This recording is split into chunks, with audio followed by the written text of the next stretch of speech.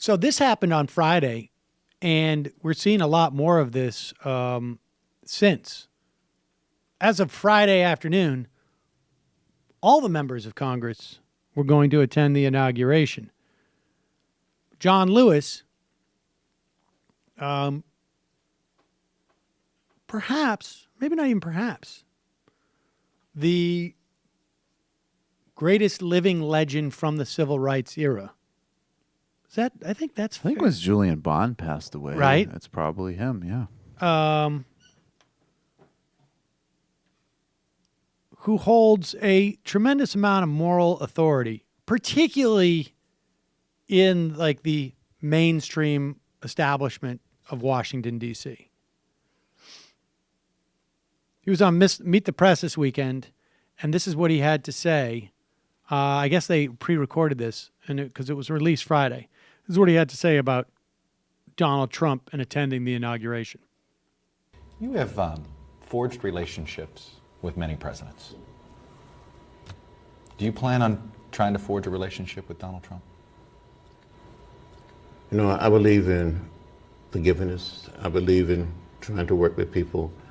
It's going to be hard. It's going to be very difficult. I don't see this president-elect as a legitimate president. You do not consider him a legitimate president. Why is that? I think the Russians participated in helping this man get elected, and they helped destroy the candidacy of Hillary Clinton. I don't plan to attend the inauguration.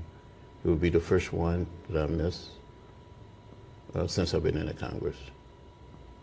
You cannot be at home with something that you feel that is wrong. That's going to send a big message to a lot of people in this country that you don't believe he's a legitimate president.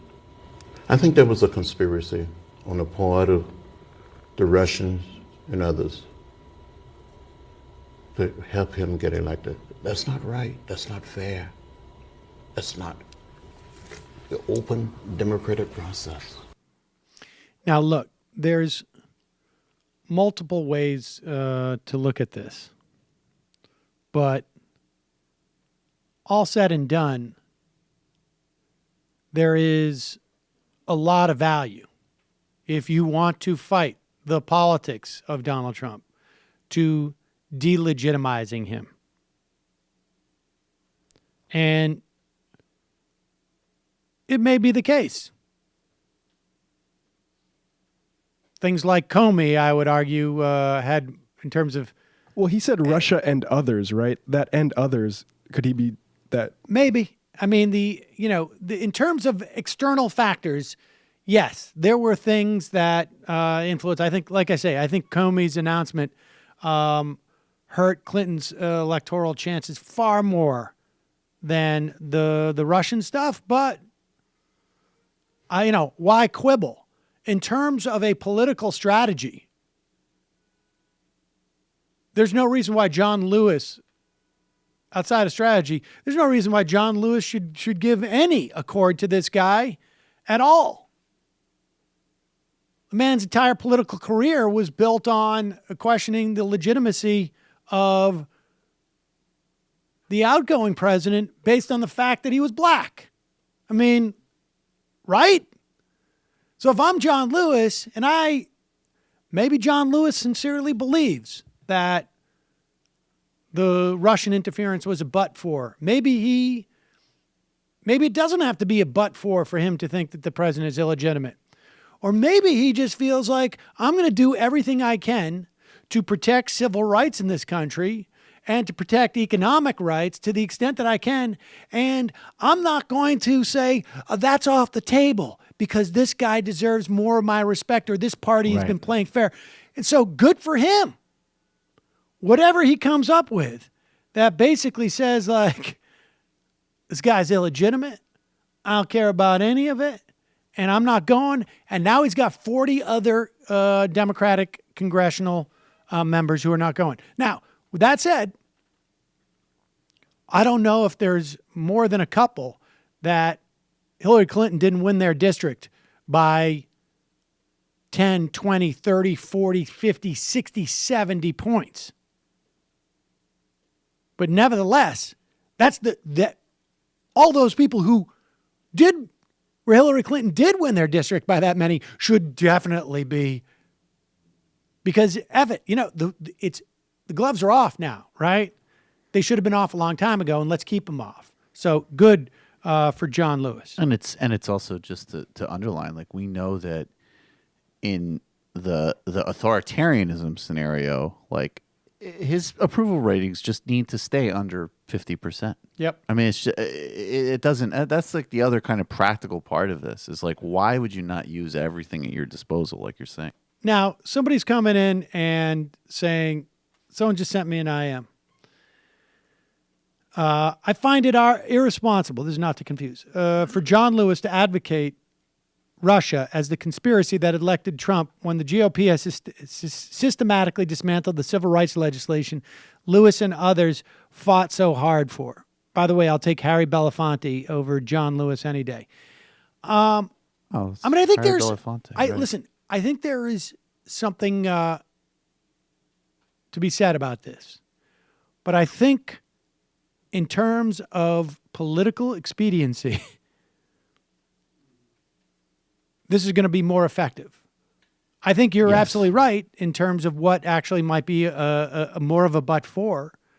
But if your job is to, if you see your job is to in any way slow the roll of the Trump administration, you're going to reach for the most effective tool, right? Absolutely. This is a guy who got his head bashed in on a bridge in Alabama, and fighting for what.